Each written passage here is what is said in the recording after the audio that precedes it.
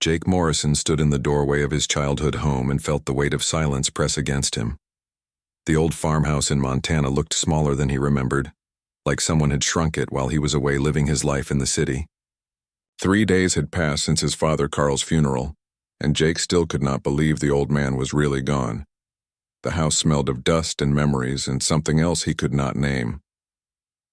Carl Morrison had been a quiet man who worked for the government, doing something with communications equipment.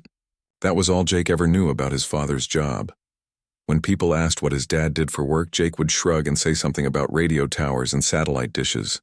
Carl never talked about his work at dinner or brought papers home like other fathers did.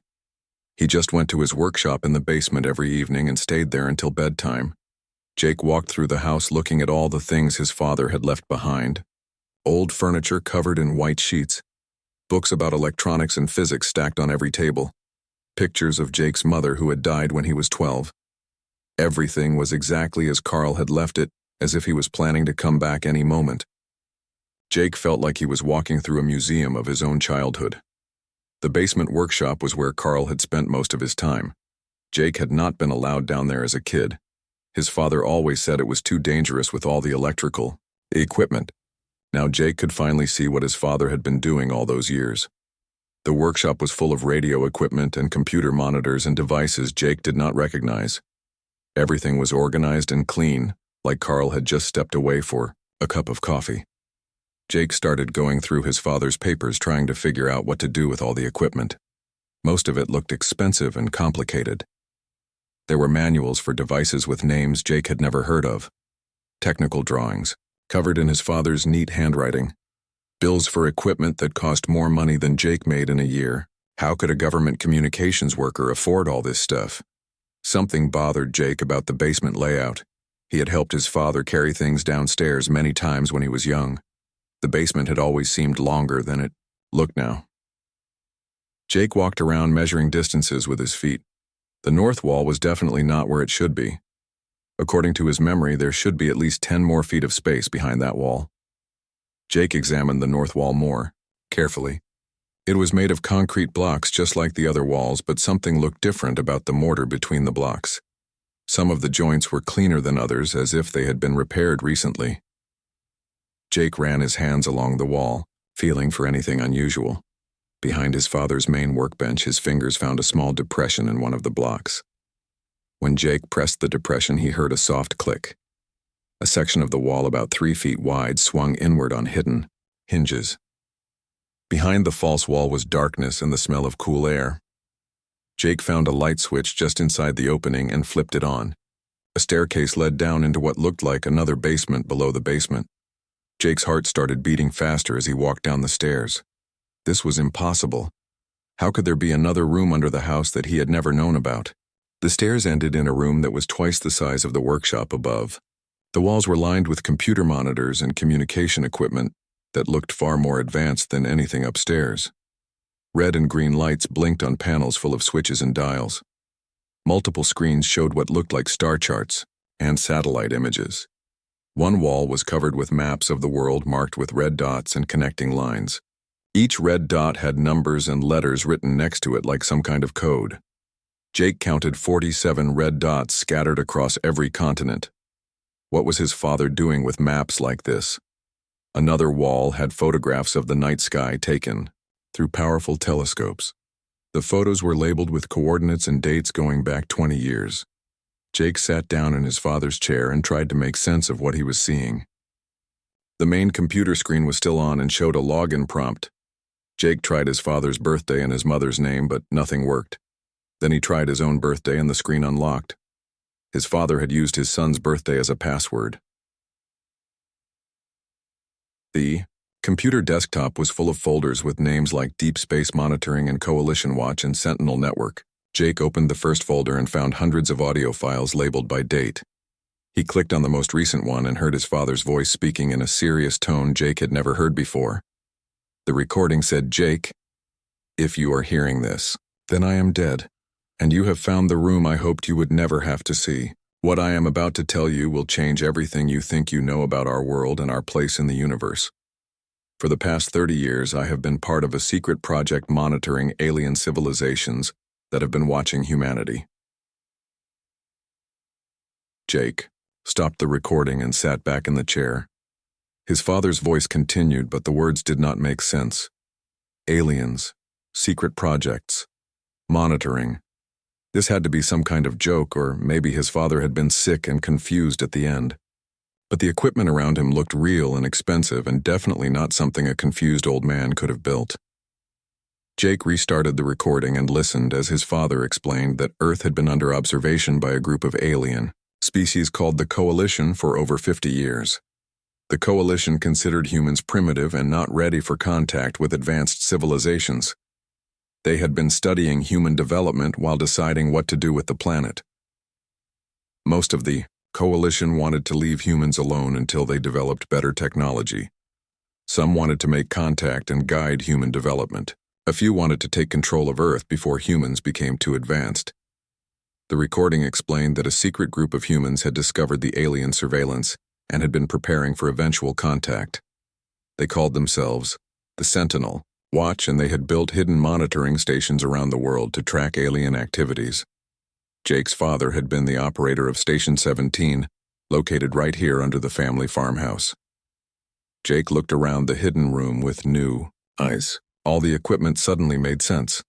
The star charts were tracking alien ship movements. The world map showed the locations of other Sentinel Watch stations. The communication equipment was for staying in touch with other operators around the globe. His quiet father, who never talked about his work, had been secretly protecting humanity from an alien threat. The recording continued with instructions for operating the station and warnings about Coalition agents who might try to shut down the Sentinel network. Jake's father explained that the time for hiding might soon be over. The Coalition was getting ready to make a decision about humanity, and that decision might not be peaceful. If Jake was hearing this message, then the Sentinel Watch needed a new operator for Station 17. Jake spent the next 3 hours listening to his father's recordings and reading files that explained the impossible truth about Earth's situation. According to the documents, the Coalition consisted of 12 different alien species that controlled most of the local galaxy. They had discovered Earth during routine exploration missions in the early 1970s and had been monitoring human development ever since. The aliens were particularly interested in human technology advancement and social organization. The Coalition had strict rules about contacting primitive species. They classified civilizations based on their technological development and social stability. Species that had not developed faster than light travel or unified planetary governments were considered too primitive for contact. Humans fell into this category and were scheduled for periodic observation until they either advanced enough for contact or destroyed themselves like many other species had done. What the Coalition did not know was that some of their observation missions had been detected by human governments. Crashed alien probes had been recovered and studied. Alien communication signals had been intercepted and decoded. By the 1980s, a secret international committee had been formed to coordinate humanity's response to the alien presence. This committee had created the Sentinel Watch network to monitor alien activities while preparing defensive measures. Jake read reports about alien technology that had been reverse-engineered from recovered probes. Human scientists had learned to build advanced computers and energy systems by studying alien devices. Much of the technology that people thought was normal human innovation had actually been developed from alien examples. Computer processors, satellite communications, and even some medical equipment had been improved using alien science. The Sentinel Watch had been recruiting operators from people who already worked with advanced technology.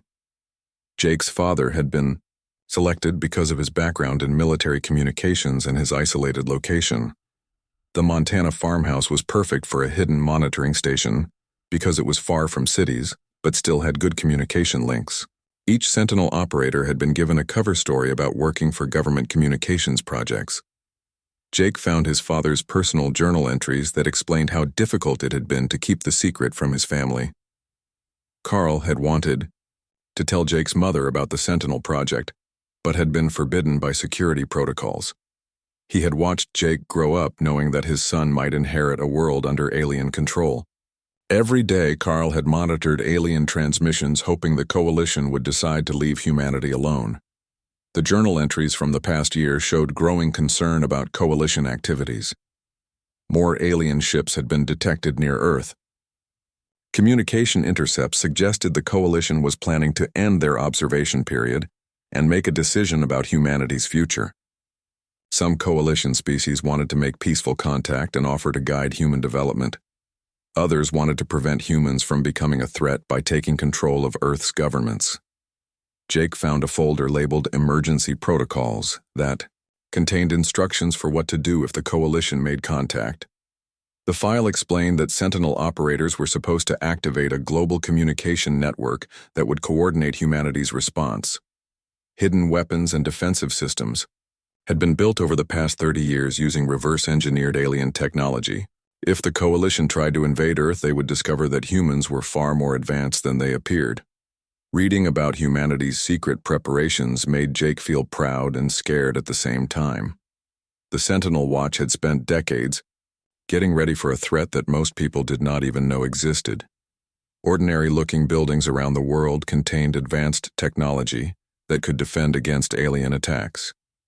Scientists working in secret laboratories had developed weapons and shields that matched or exceeded coalition capabilities.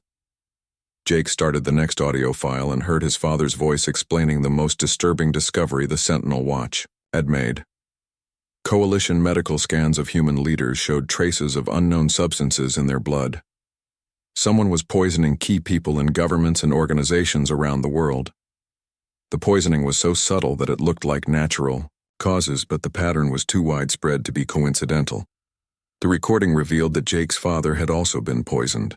Carl had discovered the contamination in his own blood during a routine medical scan at the hidden station.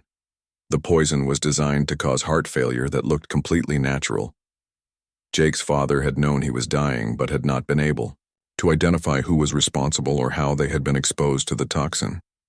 Jake felt sick as he realized his father had been murdered. The quiet man who had spent 30 years protecting humanity from alien threats had been killed by someone who knew about the Sentinel Watch. Carl's final recordings warned that other operators were probably being targeted as well. The emergency protocols needed to be activated before more stations went offline. Jake found a communication device that his father had labeled for emergency use only. Following the instructions in the emergency protocols, Jake activated the device and sent out a coded message to all other Sentinel stations. Within minutes, responses started coming back from around the world. Operators in Canada, Australia, Japan, and Europe confirmed they were still active. Several stations reported that their operators had died recently under suspicious circumstances. A voice came through the speakers identifying herself as Linda Hayes from Station 7 in Nevada. Linda explained that she had been coordinating the remaining Sentinel operators since reports of suspicious deaths had started coming in 2 months ago. 12 stations had gone dark, and their operators had all died from apparent natural causes. The pattern was too obvious to ignore. Linda's voice was calm, but Jake could hear the tension underneath. She explained that the coalition had accelerated their timeline for making contact with Earth. Intelligence intercepts suggested they would broadcast a message to humanity within the next week. The message would probably be an ultimatum offering humans a choice between peaceful submission or military occupation. Jake asked Linda how many Sentinel stations were still operational. Her answer made his stomach drop. Of the original 67 stations, only 34 were still active. The poisoning campaign had eliminated half of humanity's monitoring network in just 2 months. Whoever was responsible had detailed knowledge of Sentinel locations and operators. Linda explained that the surviving operators had been ordered to activate their station's defensive systems and prepare for the coalition's arrival. Each Sentinel station controlled part of a global network of hidden weapons and communication systems. If enough stations remained active, humanity could mount an effective defense against alien invasion. Jake looked around the hidden room that his father had operated for 30 years. The responsibility was overwhelming. He was supposed to take over protecting humanity from an alien threat that he had just learned about a few hours ago. His father had trained his whole life for this moment, and Jake was a city accountant who knew nothing about advanced technology or military operations. Linda's voice interrupted his thoughts with instructions for bringing Station 17 online. Jake's father had programmed automated systems that would handle most of the technical work. All Jake needed to do was follow the procedures Carl had written and trust that 30 years of preparation would be enough to give humanity a fighting chance against the Coalition. Jake followed Linda's instructions and began activating systems that his father had kept dormant for decades. Hidden panels opened throughout the underground room, revealing additional equipment that Jake had not noticed before. Computer screens came alive, showing status reports from monitoring stations around the world. Communication arrays extended from concealed openings in the farmhouse walls above. The quiet Montana farm was transforming into a military command center. Linda explained through the communication system that each Sentinel station had been built with multiple layers of hidden technology. The first layer was the monitoring equipment that tracked alien activities and maintained contact with other stations. The second layer contained defensive systems that could protect the station from attack. The third layer held offensive capabilities that most operators had never been trained to use because the Sentinel Watch had hoped they would never be needed. Jake watched in amazement as his father's preparations revealed themselves. The basement workshop above was just a cover story. The real technology was hidden behind false walls and underground chambers that extended far beyond what Jake had initially discovered. Automated systems were bringing weapons online that had been built using reverse-engineered alien technology. The peaceful farmhouse was actually a fortress disguised as an ordinary home. Linda's voice guided Jake through the activation procedures while explaining what was happening at other stations around the world. Operators in Britain were reporting that their monitoring equipment was detecting massive Coalition fleet movements toward Earth. Stations in Asia had intercepted alien communications discussing invasion timelines. The situation was developing faster than anyone had expected. Jake asked Linda how long humanity had known this moment would come. Her answer surprised him. The Sentinel Watch had always known the Coalition would eventually make contact with Earth. The question had never been if but when and under what circumstances. Human intelligence suggested the Coalition was divided about how to handle humanity. Some alien species wanted to help humans develop peacefully, while others saw Earth as a threat that needed to be controlled before it became dangerous. The communication system crackled with reports from Sentinel stations across 6 continents. Operators who had spent decades monitoring alien activities in secret were finally able to coordinate openly. Jake listened to voices speaking in different languages but all reporting the same information. Coalition ships were approaching Earth in numbers far larger than any previous mission. Linda explained that the Coalition had made a critical error in their planning. They had based their invasion strategy on outdated assessments of human capabilities. The aliens thought they were dealing with a primitive species that had barely achieved spaceflight. They did not know that humans had been reverse engineering alien technology for 30 years and had achieved technological parity in many areas. Jake found his father's files about humanity's secret space program. While the public space agencies had been launching primitive rockets, the Sentinel Watch had been building advanced spacecraft using alien technology. Hidden bases on the Moon and Mars had been established using faster-than-light drives, reverse-engineered from Coalition probes. The aliens were expecting to find a helpless planet, but they would encounter a species that had already begun expanding into space. The communication system brought news that made Jake's heart race. Sentinel Station 1 in Colorado was reporting direct visual contact with Coalition advanced scouts. 3 alien ships had entered Earth's atmosphere and were conducting reconnaissance flights over major cities. The ships were using cloaking technology that made them invisible to normal human sensors, but the Sentinel monitoring equipment could track them easily. Linda's voice became more urgent as she explained the next phase of the operation. Each Sentinel station controlled a section of Earth's hidden defensive grid. When the Coalition main fleet arrived, they would expect to overwhelm primitive human defenses quickly. Instead, they would encounter energy shields, electromagnetic pulse weapons, and guided projectiles that use their own technology against them. Jake activated his station's defensive systems and watched as status lights changed from red to green across multiple control panels. Somewhere above the farmhouse, weapons that had been hidden for decades were preparing for battle. The Sentinel Watch had built humanity's defenses using the Coalition's own technology, but with human improvements that the aliens had never considered. The most impressive human innovation was the distributed command structure that linked all Sentinel stations together. The Coalition used centralized command systems that could be disrupted by destroying key ships or communication centers. Humanity had learned from studying alien weaknesses and had built a network that could continue operating even if most stations were destroyed. Jake read his father's analysis of Coalition military doctrine and understood why humanity had a chance to win. The aliens had conquered other species by overwhelming them with superior technology and coordinated attacks. They had never fought an enemy that understood their capabilities and had prepared specific countermeasures. Human military thinking emphasized adaptability and unconventional tactics that the Coalition had never encountered. Reports from other stations painted a picture of the Coalition's invasion plan. The main fleet would arrive within hours and demand immediate surrender from Earth's governments. When humanity refused to submit, the aliens would demonstrate their power by destroying military installations and communication centers. Then they would offer surrender terms that would make Earth a client state under Coalition control. Linda explained that the Sentinel Watch had been preparing for exactly this scenario.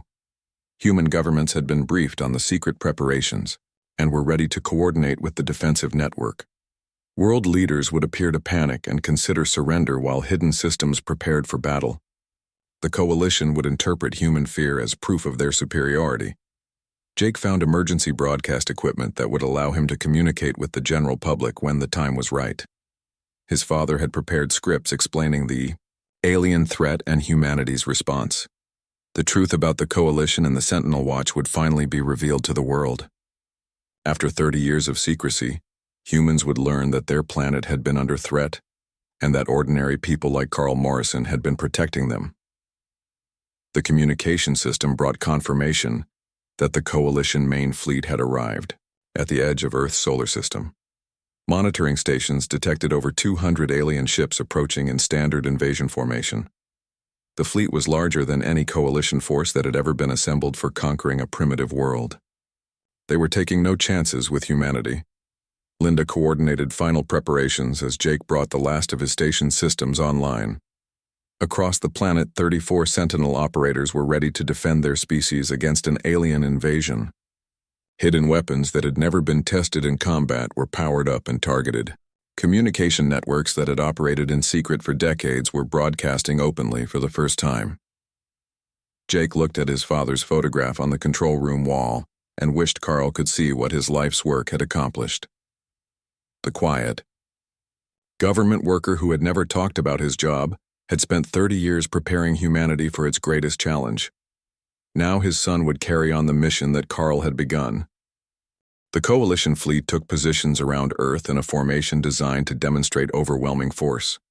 Jake watched the monitoring screens as massive alien ships arranged themselves in orbit above every major continent. The vessels were kilometers long and bristled with weapons that could destroy cities from space. To anyone watching from the ground, the message was clear. Resistance was futile. At exactly noon Eastern Time, every television station on Earth was overridden by the same broadcast. A figure appeared on screens worldwide, speaking in perfectly clear English with an accent that sounded almost human.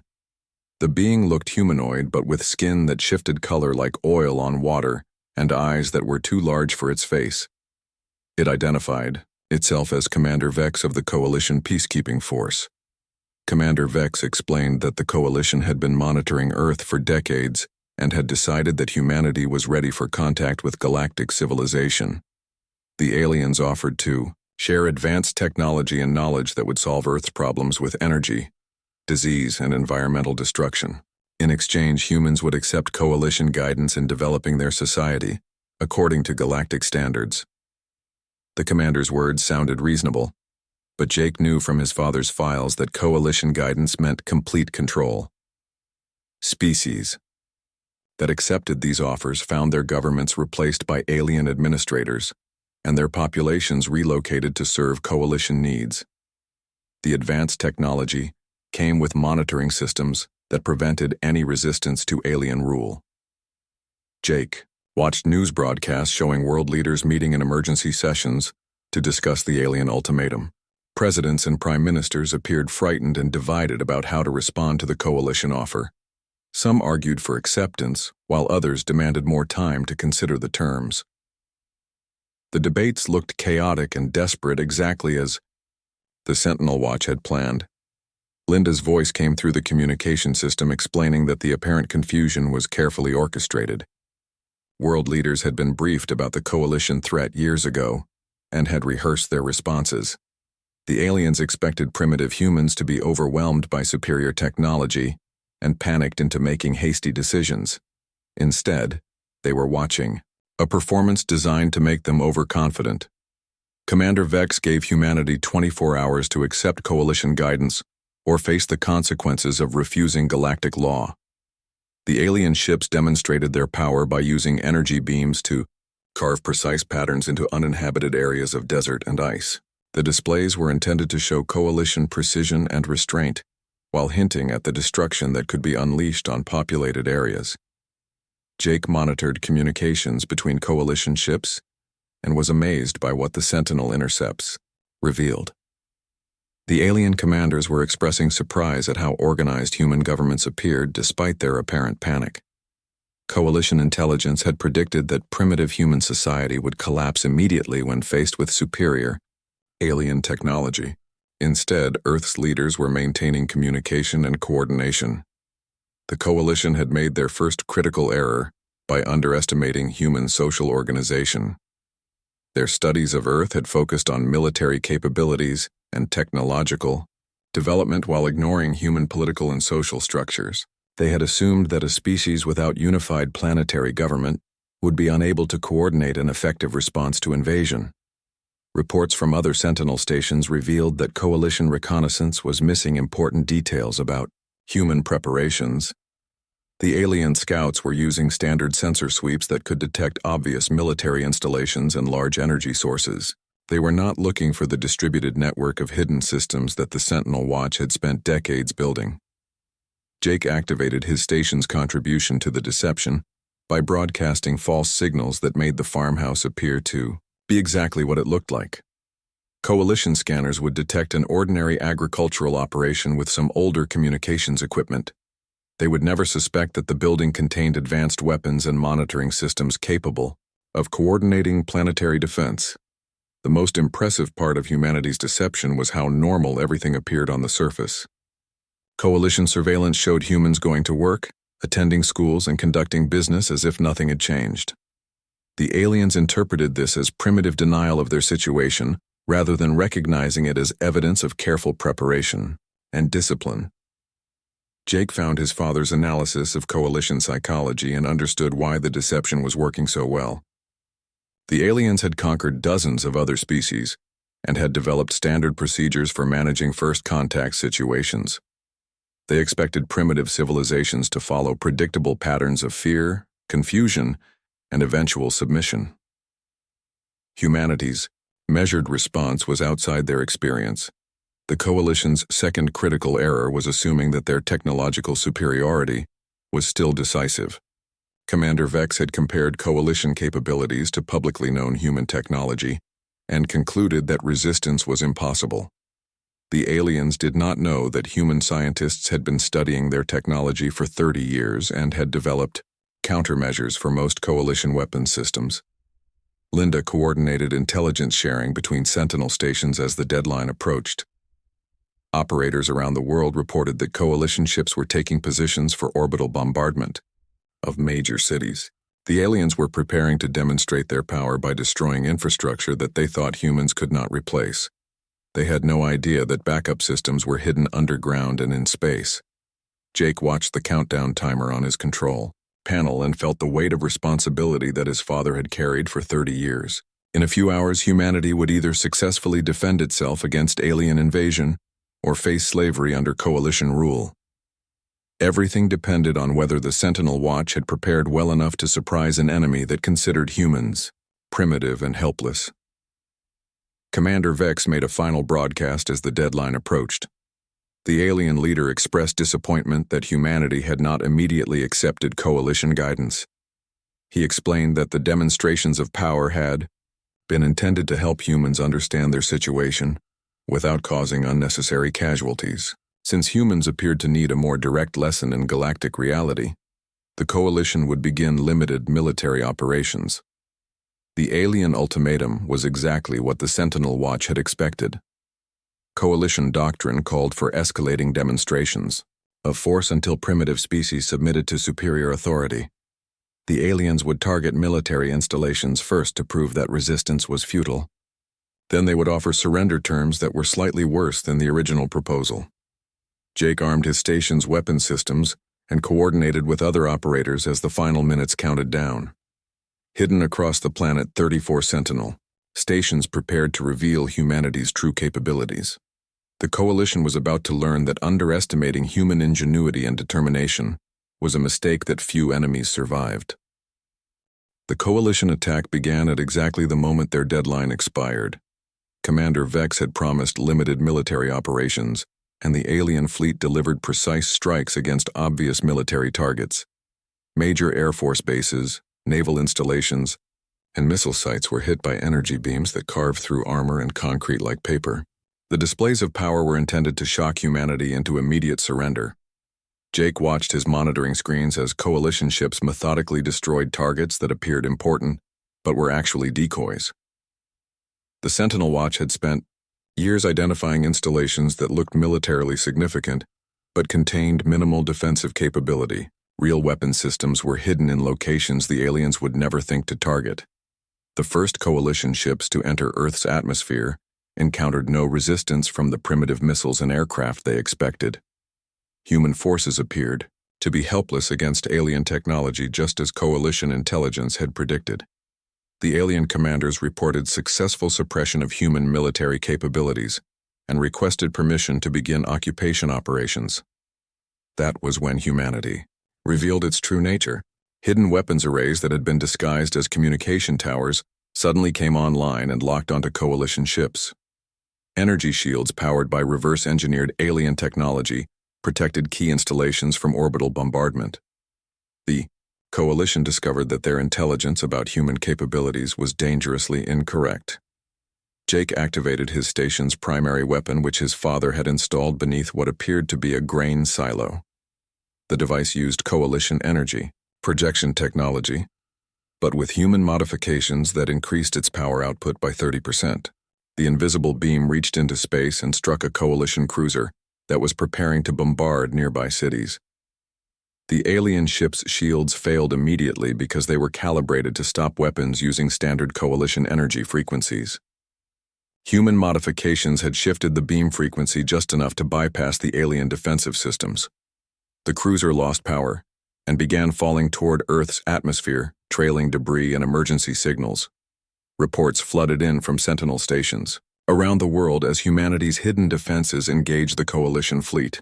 Operators in Australia reported successful hits on 3 alien destroyers. Stations in Europe coordinated attacks that disabled a Coalition command ship. The aliens were discovering that primitive Earth had teeth. Commander Vex broadcast emergency communications to his fleet, ordering immediate withdrawal to safer orbital positions.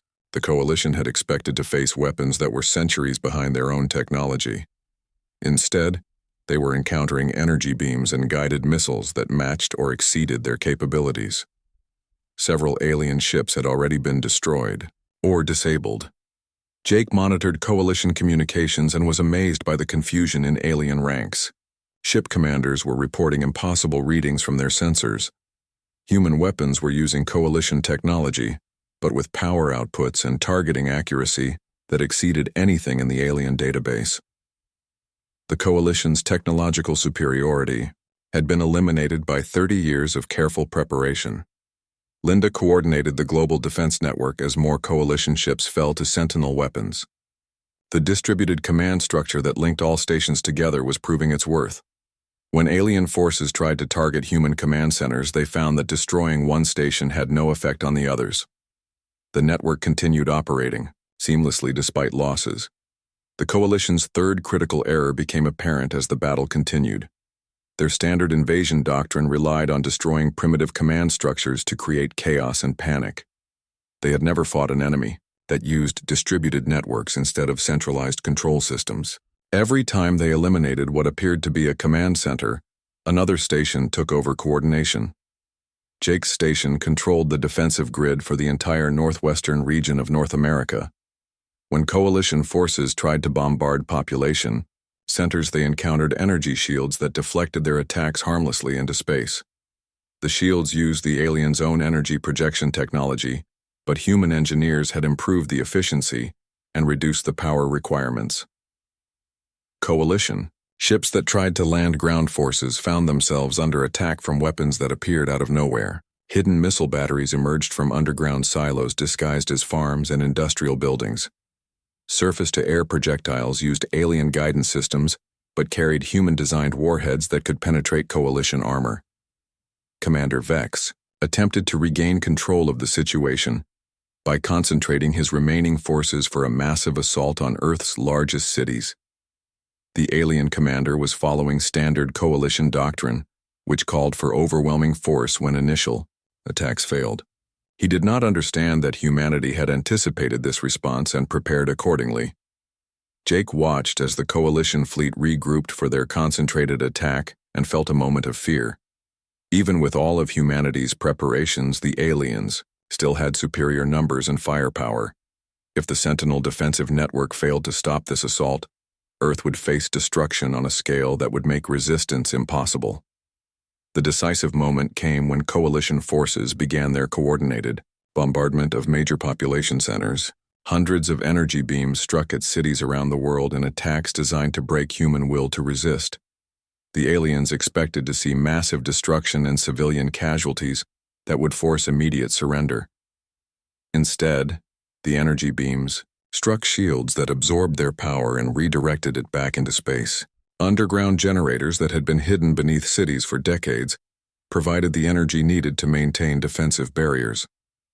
The coalition's most powerful weapons were being turned into light shows that harmed no one. Jake realized that this was the moment his father and the other Sentinel founders had been preparing for since the beginning. The coalition had revealed their full capabilities in a desperate attempt to overwhelm human defenses. Now humanity could respond with weapons and tactics that the aliens had never encountered. Linda's voice came through the communication system, with new orders for all Sentinel stations. The defensive phase of the battle was complete. Coalition forces had exhausted their advantages and were now vulnerable to counterattack. It was time to show the aliens what happened when humans decided to fight back. Jake powered up weapon systems that his father had never activated in 30 years of operation. Hidden launch bays opened around the farmhouse, revealing missiles that used human-designed propulsion systems to carry coalition technology warheads. The quiet Montana farm was about to contribute to humanity's first victory in interstellar warfare. The counterattack began with simultaneous launches from all surviving Sentinel stations. Missiles streaked toward coalition ships using flight patterns that confused alien point defense systems. Human tactical doctrine emphasized unpredictability and misdirection rather than the direct assault methods that coalition forces expected. Commander Vex watched his invasion fleet being systematically destroyed by weapons that should not have existed. The primitive species his intelligence had dismissed as helpless was demonstrating capabilities that rivaled the most advanced coalition members. For the first time in his career, the alien commander faced the possibility of defeat. The coalition fleet was retreating toward the outer solar system when humanity revealed its most closely guarded secret. Jake watched his monitoring screens as new contacts appeared throughout space around Earth. Ships that had been hidden using advanced cloaking technology suddenly became visible as they powered up weapons and began pursuit of the alien fleet. Linda's voice carried excitement as she coordinated with the space-based forces that most Sentinel operators had never known existed.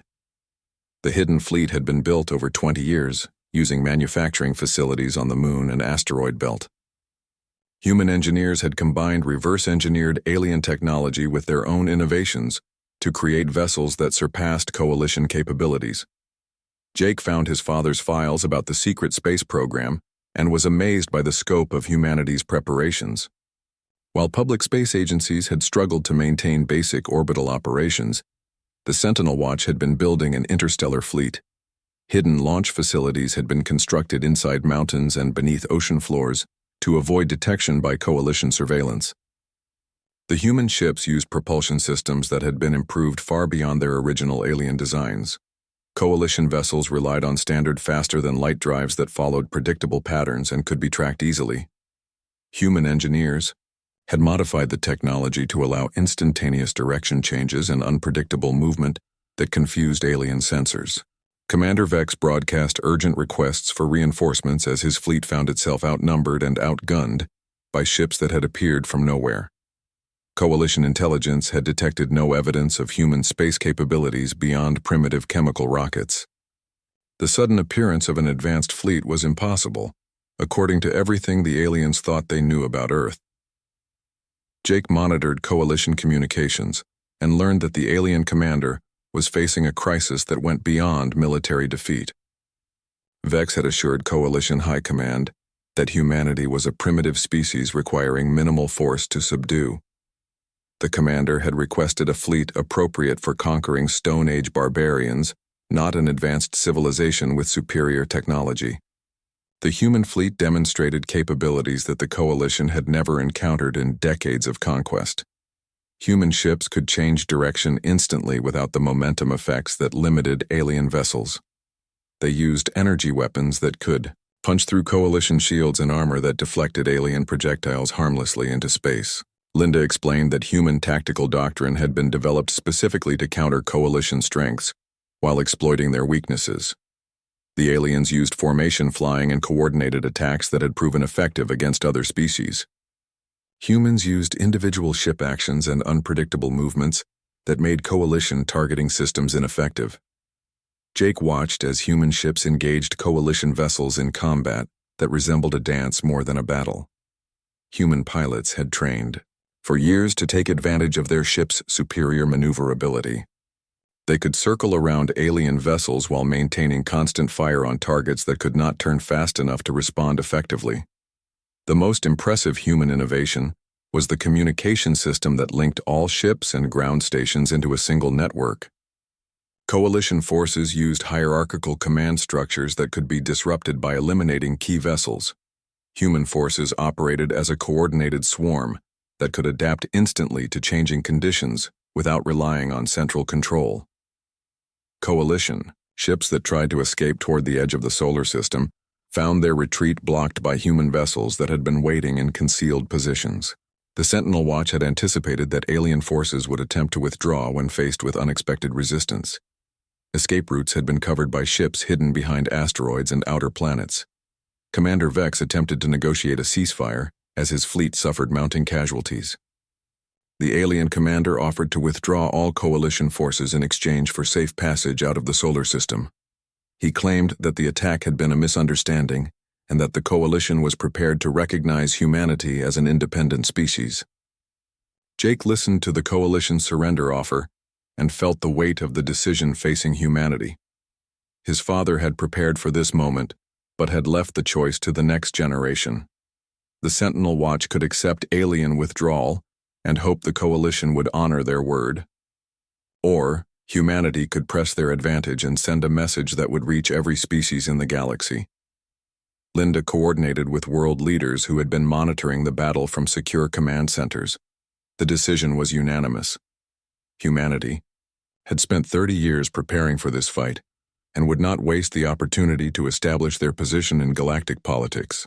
The coalition would learn that attacking Earth carried consequences.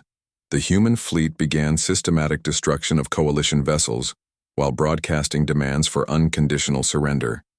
Alien ships that attempted to fight were overwhelmed by superior human technology and tactics. Vessels that tried to escape were hunted down by human forces that could outrun anything in the coalition arsenal. Jake activated his station's deep space communication array and joined the broadcast that was being transmitted throughout the galaxy.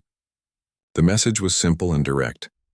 Humanity announced its presence as an independent spacefaring civilization that would defend itself against any aggression. The age of coalition dominance over local space was ending. Coalition High Command received reports of the fleet's destruction with disbelief that turned to horror. An entire invasion force had been eliminated by a species they had classified as primitive. The military implications were staggering, but the political consequences would be even worse. Other subject species would learn that the coalition could be defeated. Commander Vex surrendered his remaining ships when faced with complete annihilation. The alien commander had watched his force of 200 vessels reduced to fewer than 30 in less than 6 hours. Human technology and tactics had proven superior to everything the coalition could deploy. Jake monitored the surrender negotiations as human representatives dictated terms to the coalition survivors.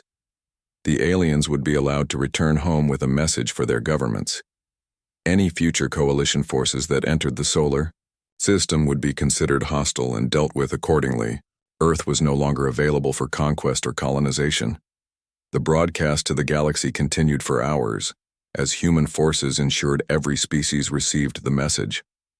The Sentinel Watch network that had operated in secret for 30 years was finally revealing itself to the universe. Humanity was announcing that the local region of space was under new management. Linda's voice carried satisfaction as she reported the final status of coalition forces.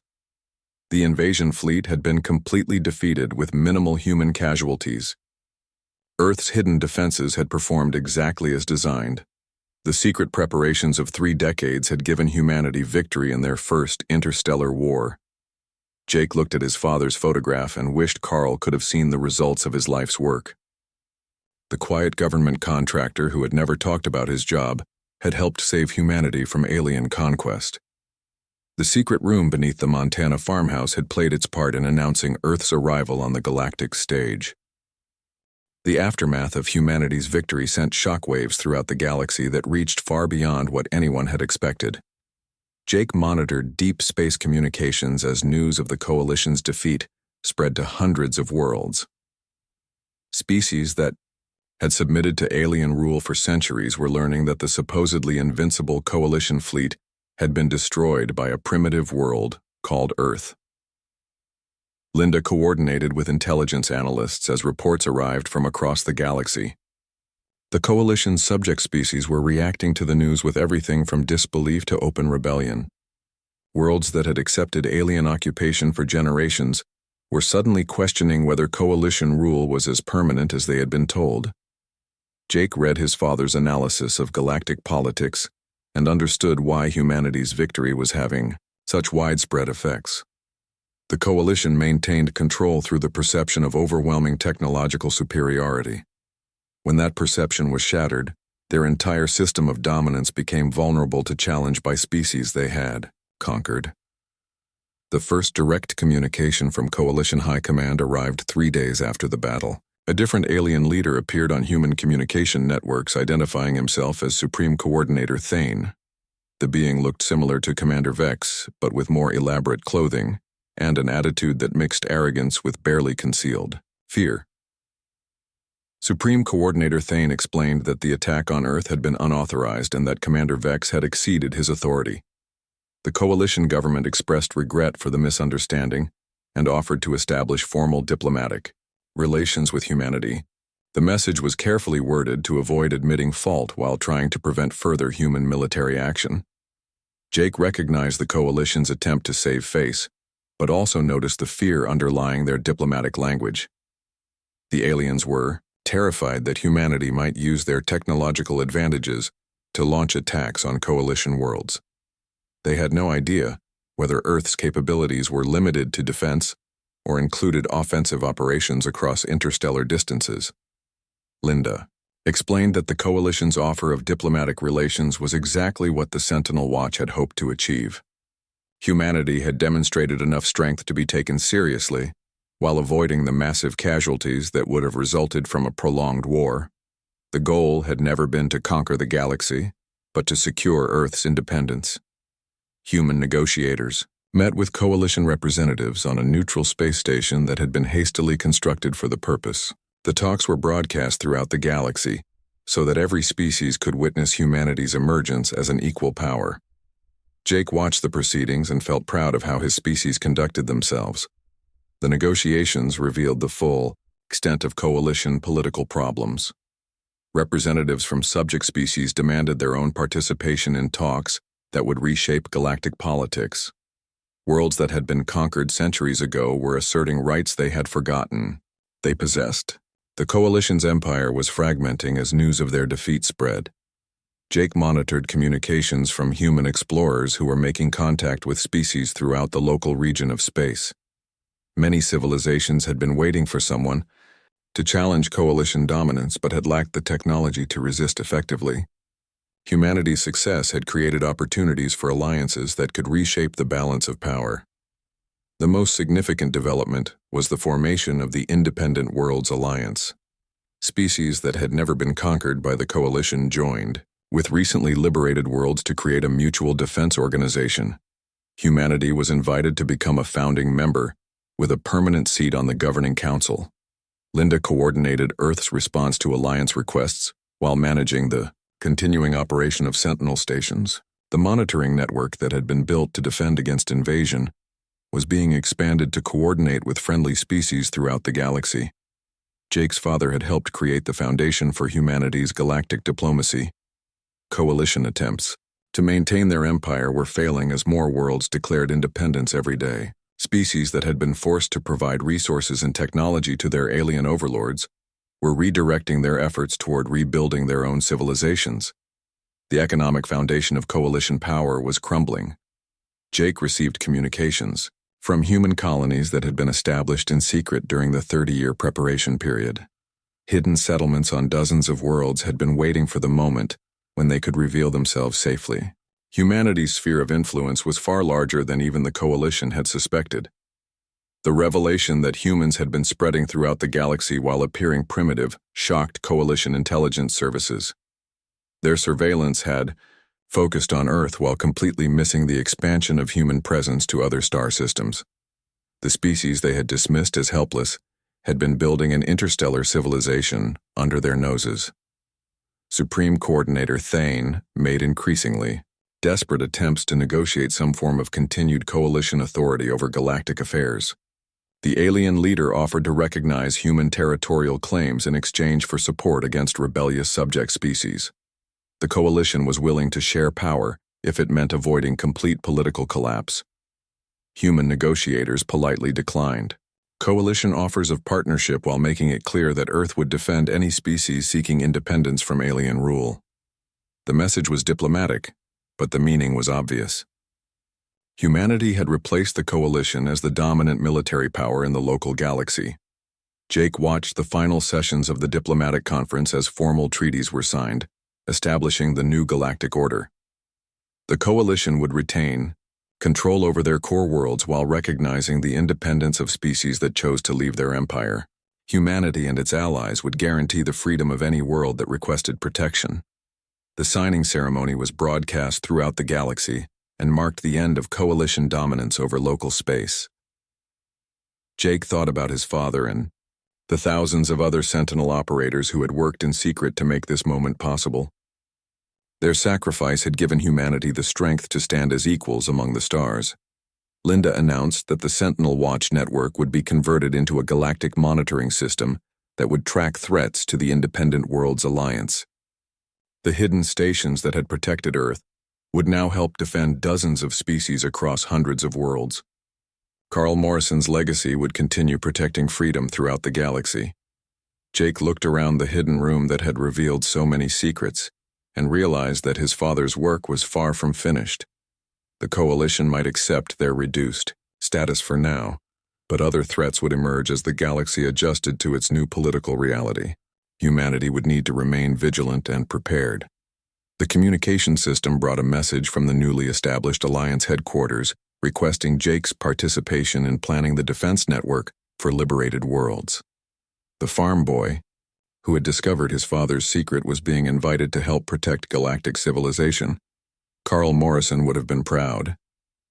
6 months after the Coalition's defeat, Jake stood in the expanded command center that had grown far beyond his father's hidden room. The original Sentinel station had become the headquarters for the Western Sector Defense Network, covering 43 star systems. Engineers from a dozen different species had worked together to upgrade the facility, using the best technology from across the galaxy. The farmhouse above still looked ordinary to casual observers, but now served as the cover for an operation that coordinated the defense of millions of beings throughout local space. Jake often thought about how proud his father would be to see what the simple monitoring station had become. Carl Morrison's careful preparations had grown into something that protected entire civilizations. Linda arrived from Alliance headquarters on Europa to brief Jake about the latest developments in galactic politics. The coalition had settled into their reduced role as one power among many, but other threats were emerging as the galaxy adjusted to its new order. Ancient enemies were testing boundaries, while species that had been suppressed for centuries were flexing their newfound independence. Jake had learned to operate systems his father had only dreamed about. The monitoring equipment now tracked activities across thousands of light years instead of just the local solar system. Communication arrays linked Earth to Alliance worlds in real time using quantum entanglement technology that made distance irrelevant. The network Carl had helped build was connecting species that had never known each other existed. The most rewarding part of Jake's work was training new operators from liberated worlds. Species that had spent centuries under coalition rule were learning to defend themselves using human-designed networks and tactics. The distributed command structure that had proven so effective against the aliens was being adapted to local conditions on dozens of worlds. Jake received daily reports from human exploration teams that were making contact with previously unknown civilizations throughout the galaxy. Each new species brought different technologies and perspectives that strengthened the Alliance's capabilities. Humanity's gift for adaptation and innovation was helping to integrate wildly different cultures into a cooperative federation. The coalition had made several attempts to reassert their authority, but had been deterred by the Alliance's rapid response capabilities. When alien forces had threatened a newly independent world near the galactic core, Alliance ships had arrived within hours to provide protection. The speed of response had shocked coalition planners who were still thinking in terms of weeks-long military campaigns. Jake monitored communications from coalition territory and noted growing internal disputes among the alien species. Some groups wanted to accept their reduced status and focus on rebuilding their core worlds. Others advocated for military action to reclaim their lost empire. The debates were becoming increasingly hostile as coalition unity continued to fragment. Linda explained that Alliance intelligence was tracking several coalition factions that posed potential threats to galactic stability. Hardline military groups were building weapons using technology salvaged from the destroyed invasion fleet. Religious extremists claimed that coalition defeat was a sign that the galaxy needed to be purified of inferior species. Political radicals wanted to overthrow the current government and resume expansion. The Alliance response to these threats demonstrated how much galactic politics had changed since humanity's emergence. Instead of waiting for attacks, the member species were taking proactive measures to prevent conflict. Economic incentives encouraged moderate coalition factions, while intelligence operations disrupted extremist planning. Military preparations ensured that any aggressive moves would face overwhelming opposition. Jake read reports from the Alliance Science Council about technological developments that were accelerating beyond anything the galaxy had seen before. Human innovation combined with alien knowledge was producing breakthroughs in energy generation, faster than light travel, and communication systems. The cooperation between species was advancing civilization at an unprecedented rate. The transformation was visible even in Jake's daily routine. The command center received visitors from across the galaxy who came to study human defensive techniques. Former coalition subjects wanted to learn how a primitive species had defeated their alien overlords. Independent worlds sought advice about protecting themselves from similar threats. Jake often gave tours of the facility to groups of young beings from Alliance worlds. He would show them the original equipment his father had operated and explain how the Sentinel Watch had begun with a few people willing to sacrifice their comfort to protect their species. The visitors always seemed amazed that such humble beginnings had led to galactic transformation. The most important lesson Jake tried to share was that freedom required constant vigilance and preparation. The coalition had conquered dozens of species that had assumed their peaceful intentions would be respected by more advanced civilizations. Only by being ready to fight for their independence had humanity avoided the same fate. Linda brought news that the Alliance Council had approved Jake's proposal for a new type of monitoring station.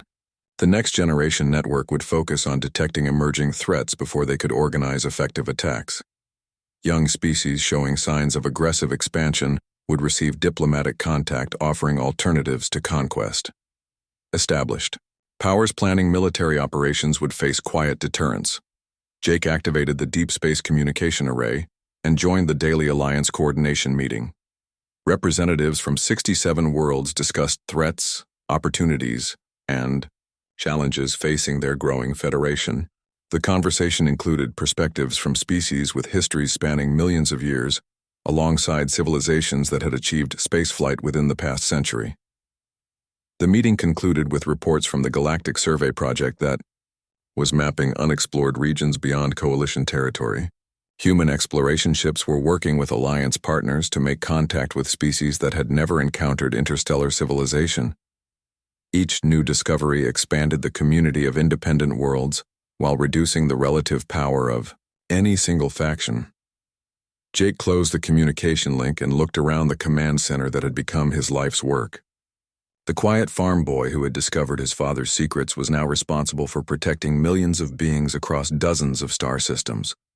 The responsibility was overwhelming, but also deeply satisfying. He walked upstairs to the farmhouse kitchen and made coffee using the same pot his father had used every morning for 30 years. The routine connected him to Carl Morrison's memory and reminded him that even the most important work began with ordinary people making extraordinary commitments. Jake returned to the command center and began his evening report to Alliance headquarters.